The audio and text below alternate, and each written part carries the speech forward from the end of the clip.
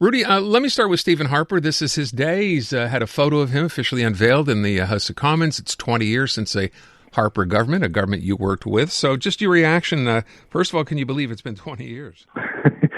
Yes, it's been 20 years since his first election, 10 years since his departure. Today is a very special day. I mean, he just had his portrait in Parliament of Canada. It was an opportunity to kind of remember his legacy, what he did when it comes to facing the economic crisis of 2008 and 2009. That was a difficult time in government. Also, all the work that he's done, for example, on free trade agreements.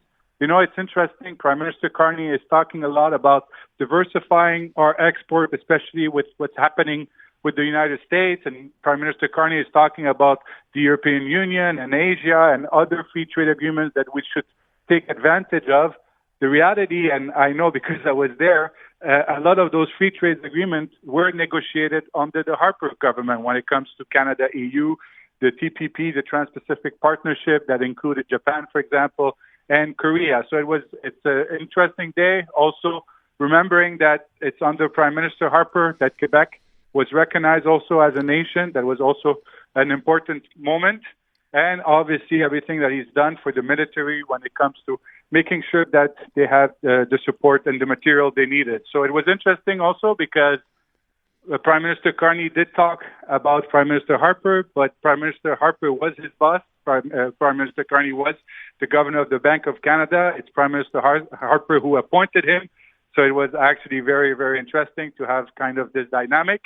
But also it kind of kicked off a week where yesterday Prime Minister Harper was with Jean Chrétien. It was interesting to see both prime ministers talking about the reality right now, what's happening in terms of the world stage, but also seeing that dynamic between, I would say, rivalries, but also now friends, two former prime ministers on stage talking about what's happening right now in the world. So it was a beautiful image of having like this two prime ministers yesterday, and today having a prime minister giving tribute to his predecessor who used to be also his boss. You know, funny, I asked the question today because I came across a poll asking who is Canada's best prime minister ever, and I thought to do it today, seeing it's been 20 years since Stephen Harper was there. It's funny because Stephen Harper is number 2 on that list, and he's also number 2 on the worst prime minister Canada's ever had, which is a unique Canadian kind of a thing, I think. Yes, it's true. I mean, there's some good things, some bad things. Prime Minister Harper was a serious prime minister. I could say this. The interesting thing is that and I was thinking about yesterday, you know, when it comes to Prime Minister Chrétien and Prime Minister Harper, there was not a lot of difference, for example, on having a balanced budget, making sure that our finances are in control. So it's kind of interesting to have two prime ministers from two different parties, but having the same objective. So also tomorrow, there will be a big event. I'm actually going to be in Ottawa tomorrow meeting former colleagues, former ministers, former member of parliaments. More than 1,000 people are gathering in Ottawa tomorrow to give thanks, but also celebrate Harper's legacy. So let's talk a little bit about what's happening provincially. We know the National Assembly, they're back in session, continuing consultations now on that apparent constitution. That's still something that Simon Jolin Barrette is going to push through. But with respect to Marwah Rizqy, and I asked the question earlier on as well, she is back. She's sitting as an independent. There seems to be a reluctance so far, if I can put it that way, Rudy, to welcome her back to the party with open arms. So what do you attribute that to? It's very interesting because we still don't know what exactly happened between Marwah Rizqy and the former chief of staff, Geneviève Hans.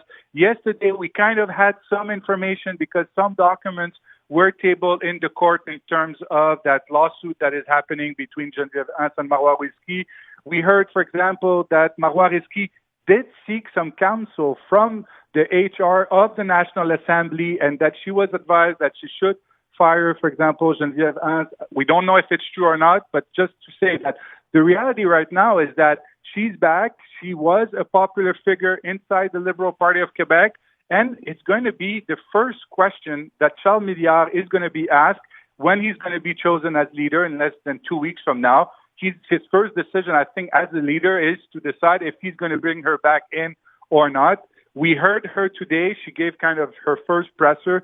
She did say that she has no regrets, that she's at peace But at the same time, this morning, we read in the magazine L'Actualité, Pablo Rodriguez back in the news saying that it was a coup against him and using those kinds of terms, and that, it's kind of a weird dynamic. And at the end of the day, Mark Tanguay said, no one basically cares of what happened between Marwah Rizqy and Geneviève Hans. Let's just, follow up and go on with business, which reality, it's not the case. Everybody wants to know what happened.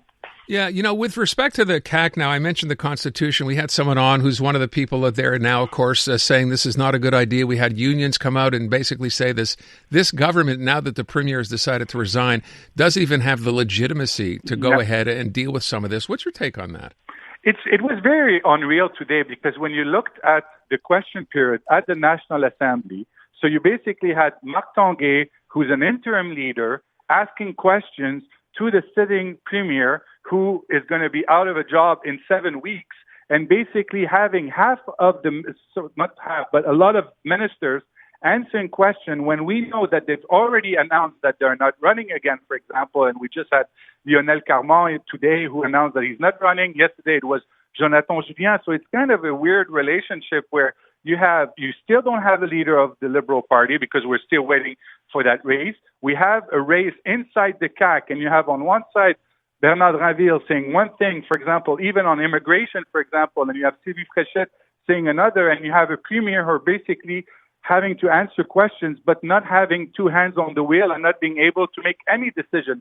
Not only the Constitution, is there going to be a change, for example, to the immigration when it comes to the program? We still don't know, because we have to wait until April for the end of that leadership. So it's a very, very weird dynamic. You could see everybody is kind of answering questions, but we still don't know, is it going to be their portfolio if it's under a Fréchette government or under a Drinville government?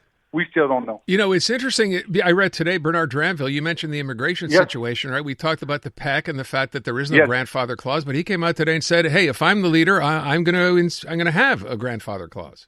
Yes, and can you imagine people who are waiting for that decision? I know that there's some people who did file some in court cases, and they still have to wait. Okay, is it going to be Mr. Drinville who said that there's going to be a grandfather clause, or is it going to be Madame Fréchette, who said that she wants to continue the same policy of Robert?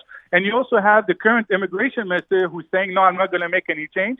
And everybody knows that we'll have to wait till April. So it's a kind of a very, very difficult situation. And I cannot imagine the problems that people are facing, especially people who have come from France, from other countries, saying, yes, you can come to Quebec. Here's the license. Here are the rules. And now the rules are changing. Go home. Yeah. Listen, I want to ask you one last thing. We had Paul Saint-Pierre Plamondon quoted today, a bit of a scrum, I guess, down in Quebec City.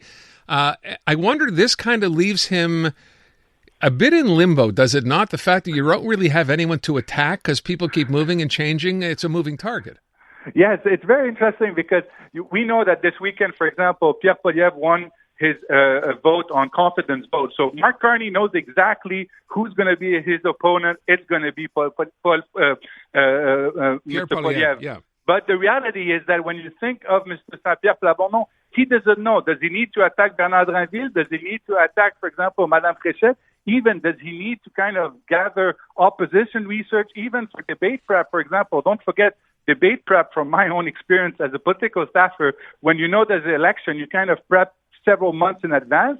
He doesn't know what style is he going to use. Is he going to attack Madame Fréchette? Is he going to attack Mr. Drinville? It's going to be very difficult because the only thing that he knows is that the two were part of the PQ government in the past. So that's his only line of attack. But otherwise, when it comes to their position, he needs to wait and see, like all of us, what's going to be the Drinville's policies, what are going to be Madame Fréchette's policies, and he needs to kind of attack, but it's kind of, he cannot have a game plan for the moment. Rudy, can you remember a time in Quebec politics when we were going through something similar to this?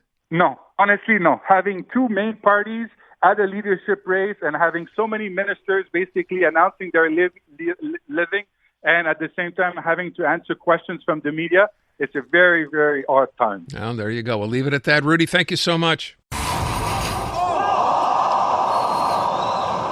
I'm Dylan Playfair. And I'm Tyler Smith. We're putting loneliness in the penalty box by talking to some of our favorite athletes about the importance of friendship. This is bromance. Bromance is brought to you by Charm Diamond Centers, proudly Canadian-owned and operated. Charm has been part of your love stories and bromances for over 50 years. And you can find Bromance on the iHeartRadio network or wherever you get your podcasts.